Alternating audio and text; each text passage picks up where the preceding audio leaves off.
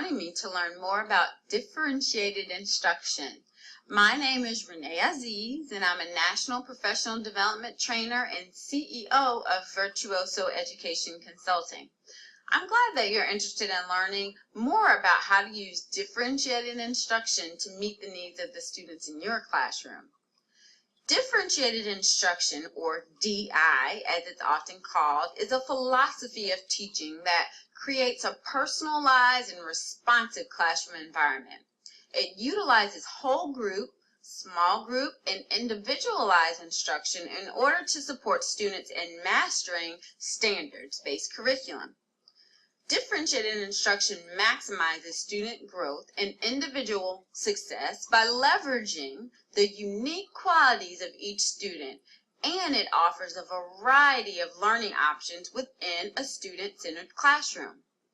Now, sometimes differentiated instruction is mistakenly compared to the practice of having students work in groups on different tasks. But DI, or differentiated instruction, is much more than that. It's not just about allowing students to work in groups. Many educators agree that a variety of teaching strategies or approaches are needed to meet the wide range of needs in a classroom. But this belief alone does not define what's meant by differentiated instruction. Rather, differentiated classrooms begin with a solid curriculum and engaging instruction. Differentiated instruction focuses on individual needs and growth and the implementation of a range of teaching strategies to meet those needs. Now, with this in mind, I'd like to share with you 5 principles that you should really use to guide your implementation of differentiated instruction. First, in a differentiated classroom, time, materials, instructional strategies, student groupings, and even assessments are tools that are flexibly used for instruction. All of these components should vary based on the needs of the students in your classroom. Secondly, ongoing assessments create an alignment between your instruction and what kids know. Using formative assessments will not only allow you to identify the specific skill strengths or weaknesses that you need to focus on, but it will also allow you to measure what you need to teach. It should guide your instructional focus.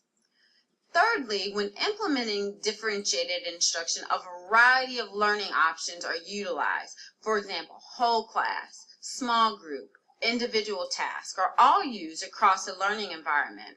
And when placing students in small groups, you should ensure that these groups are mixed, they're heterogeneous, according to the readiness level, the interests, the learning profiles, or achievement levels of students in your classroom.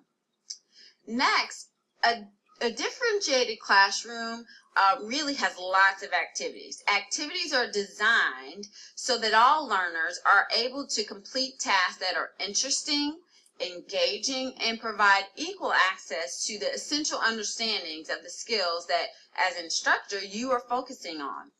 And finally, at the heart of differentiated instruction is the philosophy that teachers and students collaborate together around classroom decision making.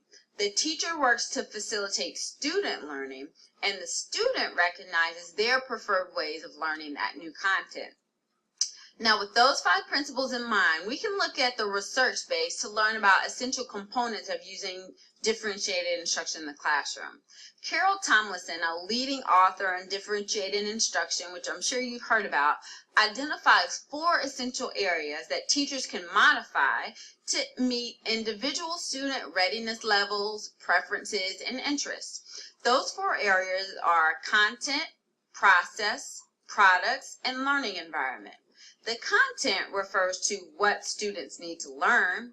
The process is about the activities in which students engage in to make sense of or master the content that you're teaching. Products refers to the culminating projects that you're asking students to apply or to extend to show what they have learned. And then finally, the learning environment is really referring to the way in which the classroom works and feels. Now, Again, there are numerous strategies that teachers can employ to differentiate across content areas, but I'll share with you a couple. Two very easy strategies that you can implement to differentiate your instruction are tic-tac-toe and cubing. To use the tic-tac-toe strategy, you should identify an assortment of activities that demonstrate mastery of the content that you're teaching. Then randomly distribute those activities on a 3x3 grid and allow students to complete those activities, any activities in any combination, as long as they make a tic-tac-toe, horizontally, vertically, or diagonally.